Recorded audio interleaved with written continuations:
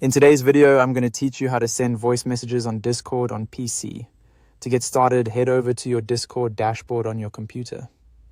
This is where you'll see your servers, direct messages, and the usual message interface.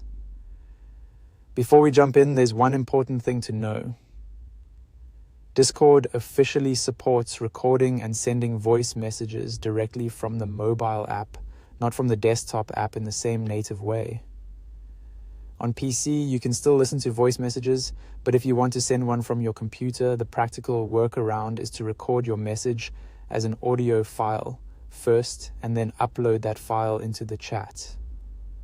Once you're on your Discord dashboard, look to the left-hand column and choose the server or chat where you want to send the voice message.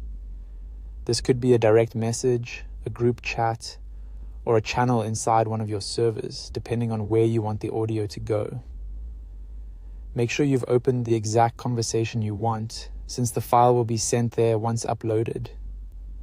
Next, move down to the message field at the bottom of the chat window. Beside it, you'll see a plus icon. Click that plus icon to open the attachment options. This is the same area you would normally use to share files, images, or other media. And in this case, it's how you'll attach your recorded voice message. From the menu that appears, click on Upload a File. This will open your computer's file browser so you can locate the audio recording you saved earlier. If you recorded your message using your PC's voice recorder or any similar app, find the folder where that recording was saved. Now select the recorded voice message from your device. Take a moment to make sure you've chosen the correct file, especially if you have multiple recordings with similar names.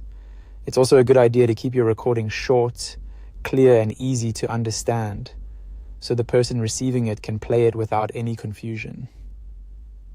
After selecting the file, Discord will prepare it as an attachment in the chat.